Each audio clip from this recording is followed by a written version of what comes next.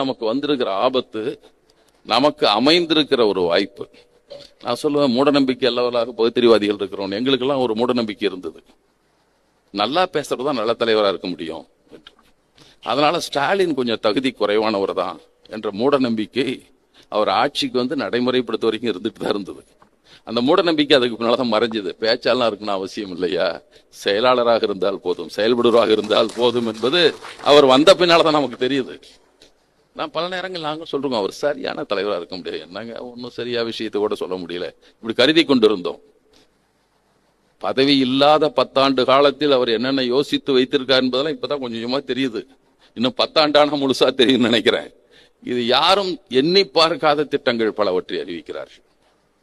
அந்த கல்வியில் நமக்கு அடித்தட்டு மக்களிடம், கிராமப்புற மக்களிடம், அதிலும் உழைக்கும் மக்களிடம் கல்வி முழுமையாக போய் சேரவில்லை. போய் சேர்ந்தாலும் அவர்கள் உரிய இடத்தில் போய் அமர்த்தப்படவில்லை, பெற்ற கல்வியினால் அமர்த்தப்படவில்லை. அந்த இடங்கள்லாம் போய் உட்கார்ல அவங்க. அதையெல்லாம் செய்வதற்கான முயற்சிகள் எண்ணி பார்க்க முடியாத ஒரு புதிய தமிழ்நாட்டை கட்டியது கலைஞராக இருக்கலாம். அதை நல்ல வடிவத்தோடு ஆக்கி பிரமிக்கத்தக்க அளவுக்கு வெளி மாநிலங்கள் எல்லாம் பார்க்கத்தக்க அளவுக்கான ஒரு மாநிலமாக மாற்றியதில் இவருக்கு பெரிய பங்கு இருக்கிறது. அதை நம்ம வந்து மகிழ்ச்சியோடு பார்த்த வண்ணம் இதையெல்லாம் பேசுறோம். இதுக்கு ஏதாவது ஊறு வந்து விடுமோ, இதை செய்வதற்குத்தான். அரசியல் என்பது ஆட்சியில் இருக்காங்க செய்வாது என்பது கூட மட்டுமல்ல, நமக்கான ஆட்சியாளர்கள், நமக்கான திட்டங்களை எடுத்து செல்பவர்கள். இப்ப அவங்களை எப்படி நாம் பார்க்க வேண்டும், இதுதான். யாராவது ஒவ்வொன்று நினைச்சிருப்பாங்களே. இப்ப அண்மையில் சொல்லிக் கொண்டிருந்தேன், குரூப் 1 சர்வீஸ் கல்வி பெறுவதில் குரூப் 1ல பெரும்பான்மையாக பெண்கள் தான் தேர்வானார்கள். தேர்வானது 1.5 ஆண்டுகளுக்கு முன்னால். இப்போ அண்மையில் அதிகாரிகள் மட்டில் சொன்னாங்களாம், அந்த களப்பணிக்கு செல்வதற்கு பெண்களாகவே பெரும்பாலும் இருப்பதால் எங்களுக்கு சில சிக்கல்கள் ஏற்படுது, கொஞ்சம் ஆண்களையும் கொஞ்சம் வர்ற மாதிரி பண்ணுங்கன்னு கேட்கிற நிலை இப்போ உருவாகி இருக்குது தமிழ்நாட்டில் தான்.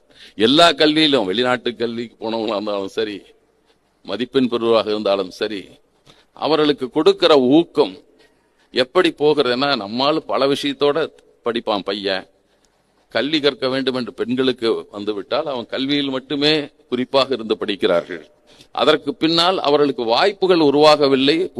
குடும்பங்கள் ஒரு பக்கம் தடையாக இருந்திருக்கிறது.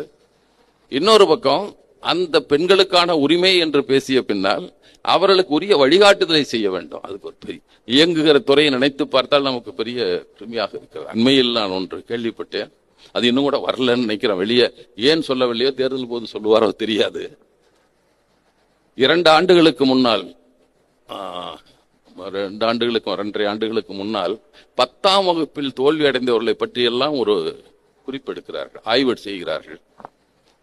தோல்விக்கு என்ன காரணம், அவன் ஏன் தோல்வி அடைந்தான், 10ஆம் வகுப்பு தேர்வில் ஏன் தோற்று போனான், அவனுக்கு ஏதாவது குடும்ப சிக்கலா, அப்பா இல்லாம இருக்கலாம், வறுமையாக இருக்கலாம், பல காரணங்கள் இருக்கலாம்.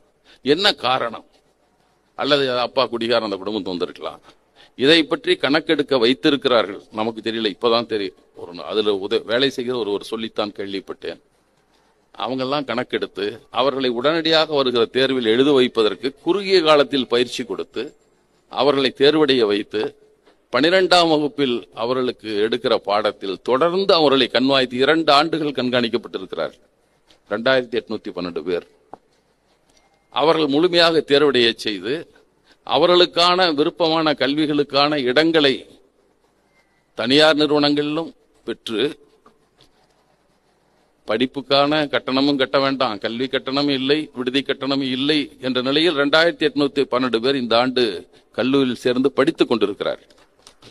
கிராமப்புறங்களில் இருக்கிற ரூரல் மாணவர்கள் மட்டும்தான் கணக்கில் எடுக்கப்பட்டிருக்கிறார். முதல்ல ஏன் அப்படி ஆச்சு, என்ன காரணம், அதை பாருங்கள். நமக்கு பெரிய அதிசயமா இருக்கு. இப்படி ஒரு முயற்சியை ஒரு அரசு செய்திருக்குமா என்றால், சமூகத்தின் மீது அக்கறை, சமூகத்தில் புறக்கணிக்கப்பட்டவர்கள் மீது அக்கறை, சமூகத்தில் பாதிக்கப்பட்டவர்கள் மீது கூடுதல் அக்கறை. இதெல்லாம் எங்கிருந்து வருதுன்னா, இந்த சுயமரியாதை சிந்தனை. திராவிடர் இயக்கம் என்பதே என்ன, வேற என்ன திராவிடர் இயக்கம் என்பது என்ன? ஆரியர்களை அறுவை தடுத்து வைத்தார்கள்.